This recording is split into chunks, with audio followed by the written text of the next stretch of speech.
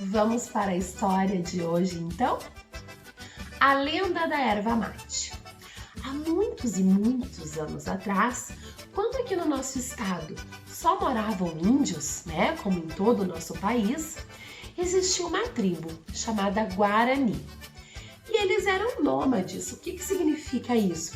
Eles mudavam, né, de acampamento, mudavam de lugares, eles não permaneciam só em algum lugar, eles iam mudando, iam para outras regiões. Então, naquele belo dia, aquela tribo então resolveu ir para outro lugar, né? Para ficar perto de algum rio que tivesse mais peixes, para ficar perto de uma região onde tivesse mais alimentos, né? Que favorecesse mais a vida deles. Então, eles resolveram que eles iam para outro lugar.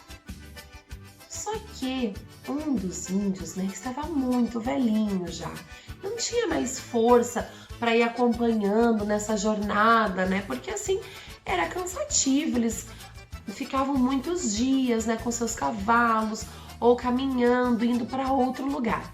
Então aquele índio que estava velhinho, ele não podia acompanhar a tribo. Ele disse que ia ficar.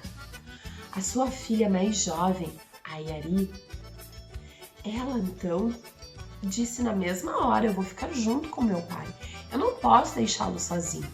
Então ela não foi junto com a sua tribo e ficou para cuidar de seu velho pai. E ali viveram só os dois por muito tempo, e Yari sempre preocupada, cuidando do seu pai, né? E eles passavam os dias ali conversando, fazendo suas alimentações, e assim, né, um pouco triste, porque o pai se preocupava com a jovem filha, que era tão jovem para estar ali, né, perdendo o tempo cuidando dele. Para ele via assim, que ela estava perdendo tempo cuidando de seu pai. Mas ela era uma filha muito dedicada e ela jamais ia deixar seu pai sozinho. Um belo dia, chegou um viajante. Eles ficaram surpresos, porque há muito tempo não passava ninguém por aquelas terras. Esse viajante, eles perceberam que não era da tribo deles, né? Era um outro rapaz, diferente. Esse viajante, então, chegou e disse se por um acaso eles podiam ajudá-lo, né? Com alguma alimentação, que ele pudesse descansar um pouco, porque ele estava muito cansado, se sentindo muito mal. Ele precisava daquele tempo ali para se recuperar, para seguir a sua viagem. Na mesma hora, tanto o índio quanto a filha disseram que sim, que ele poderia ficar. E Yari preparou alimentação, deu para esse viajante, até cantou para ele dormir. Mas na realidade, esse viajante era um mensageiro de Tupã. Tupã, o deus indígena. E aí ele ficou muito emocionado, porque há muito tempo ninguém tinha feito tanto por ele. Então ele recebeu uma rede para dormir, ele recebeu alimentação, ele recebeu todos os cuidados, né, que alguém poderia receber. E ele ficou muito grato. No dia seguinte ele já se sentia melhor e ele disse então: o que eu posso fazer para ajudá-los? Porque eu nunca fui tão bem tratado. O que eu posso fazer para trazer alguma alegria para vocês? Na mesma hora, né, o velho índio disse: eu gostaria de uma companhia, porque a minha filha não pode mais ficar aqui comigo todo o tempo. Então eu gostaria de uma companhia e eu gostaria de me sentir mais forte também, para que eu pudesse então, junto com a minha filha, encontrar a nossa tribo, ou então para que eu ficasse aqui melhor e ela fosse encontrar. Não sei se você pode me ajudar, viajante. O viajante então abriu a sua pasta que ele tinha levado, né, uma malinha, e tirou um ramo, uma folhinha bem verdinha, e disse: aqui está, essa aqui é a erva mate.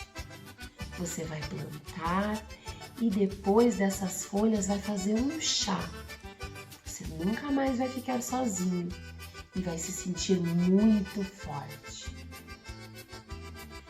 E ele ficou pensativo, né? Será mesmo que seria verdade isso? O viajante, então, olhou para Yari e disse: Yari, por ser tão boa para o seu pai, você vai se tornar uma deusa, a deusa dos ervais.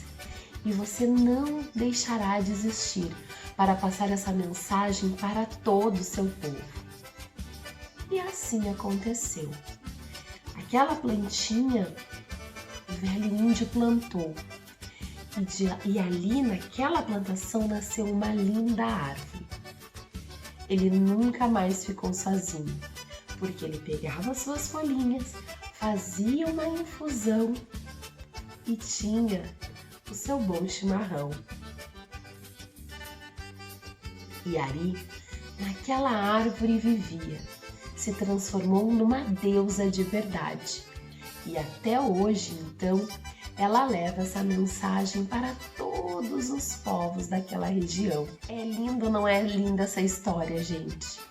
Então, o chimarrão, quando a gente se reúne numa roda para tomar o chimarrão, para saborear o chimarrão que é passado de mão em mão, ele representa isso. A bondade, a generosidade, a amizade, eu cuidar do outro, eu conversar com meus amigos. Então o chimarrão, ele não é simplesmente um símbolo, uma bebida típica, ele é muito mais que isso. E essa tradição que nós seguimos até hoje foi herdada então dos nossos indígenas, dos povos indígenas, que tanto nos ensinam. Beijo e até a próxima história!